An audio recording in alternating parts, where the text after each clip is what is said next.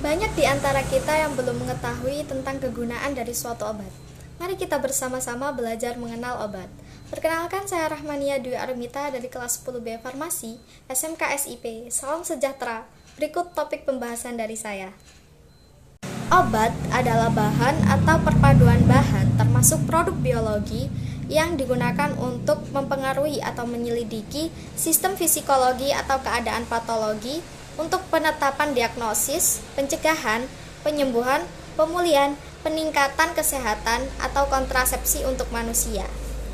Berikut pengenalan mengenai obat. Ada obat antibiotik, sulfonamida, antimalaria, antiameba, entelmintik, antifungi, antivirus, antasid, digestiva, antidiare, laksatif, antispasmodik, kolagoga, INS, antiemetik, enzim, vitamin, obat asma, obat batuk, dan juga antihistamin. Mari kita belajar lebih spesifik mengenai obat yang telah disebutkan. Yang pertama, antibiotik. Antibiotik adalah obat yang digunakan untuk mengatasi infeksi bakteri. Yang kedua, sulfonamida digunakan untuk menangani berbagai penyakit akibat infeksi bakteri seperti infeksi saluran kemih dan lainnya. 3. Antimalaria digunakan untuk menghambat pertumbuhan pirimidin parasit dan DNA parasit. Yang keempat, antiameba yaitu obat yang digunakan untuk mengobati penyakit yang disebabkan oleh mikroorganisme bersel tunggal atau protozoa.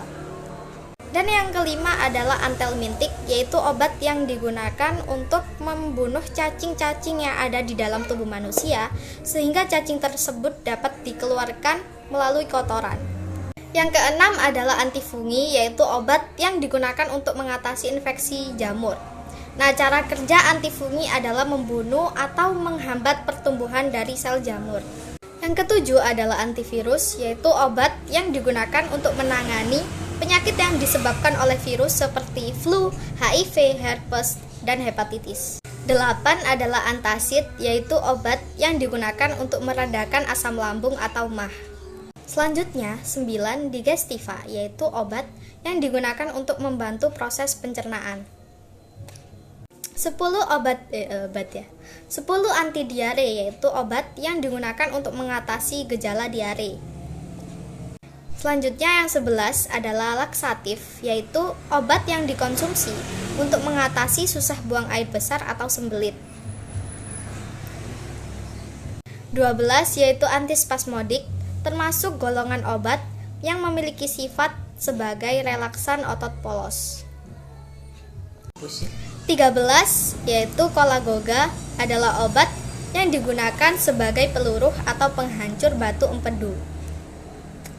Yang ke-14 adalah AINS atau antiinflamasi nonsteroid, yaitu obat yang digunakan untuk mengatasi kondisi nyeri, mengurangi peradangan, menurunkan demam, dan mengobati artritis.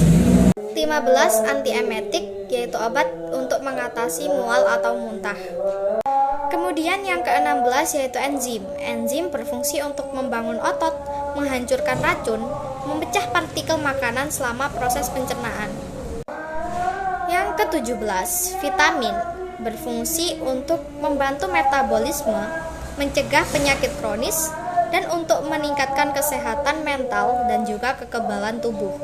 Selanjutnya yang ke-18 yaitu obat asma. Obat asma ini mampu mengurangi frekuensi munculnya gejala asma dengan cara menghambat kinerja dari leukotrien. Selanjutnya yang ke-19 obat batuk adalah obat yang digunakan untuk mengurangi gejala batuk. Yang terakhir antihistamin. Antihistamin berfungsi untuk mengurangi sekresi nasal dan juga bersin. Sekian topik pembahasan dari saya, semoga bermanfaat. Terima kasih.